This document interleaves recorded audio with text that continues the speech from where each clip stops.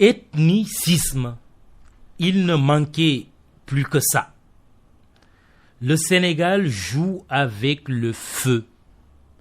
Point besoin de convoquer le Rwanda dans le débat pour savoir que ce cynique jeu est dangereux.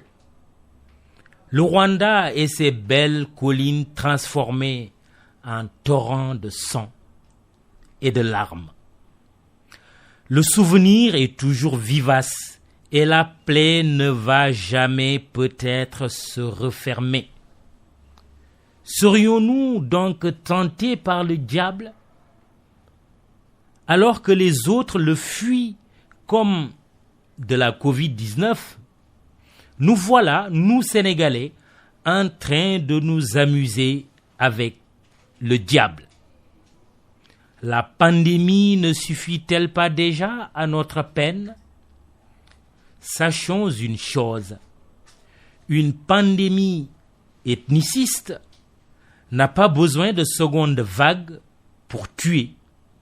Juste une seule vague lui suffira pour nous exterminer tous. Ethnicisme, rien que son évocation doit faire trembler.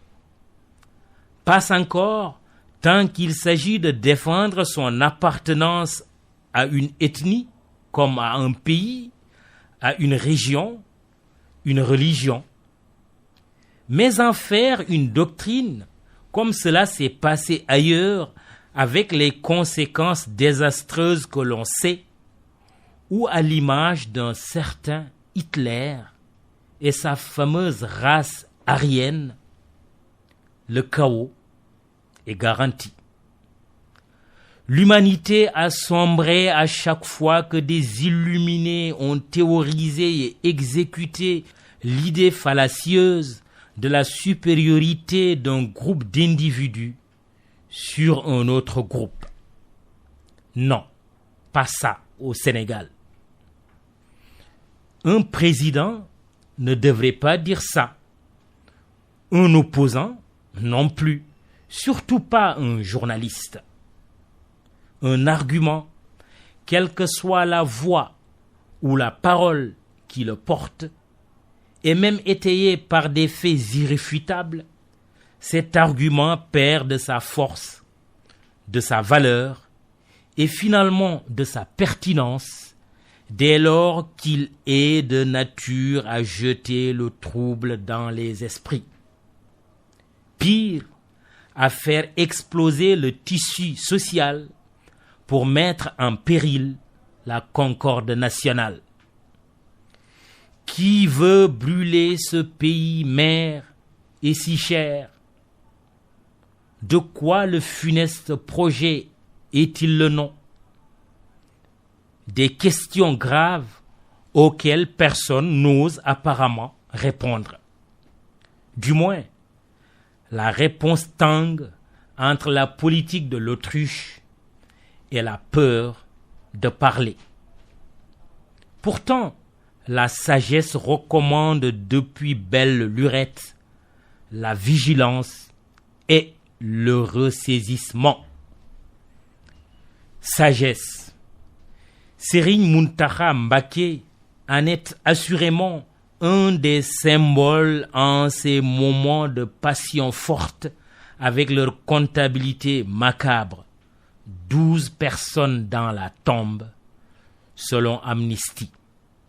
Cependant, il est judicieux de se demander qui a osé, dans l'entourage du sage de Touba, organiser l'audience troublante à laquelle ont eu droit Clédor Sène et Assane Diouf. Avouons que ces deux talibés ne sont pas communs et ils sont loin d'être commodes. Quelque chose de grave a dû se passer dans la cour du respecté et respectable khalife général des Mourides qu'on est bien curieux de savoir. Le pardon peut être accordé à tout fautif, quel que soit le délit ou le crime, surtout quand il fait amende honorable, tout en Wolof.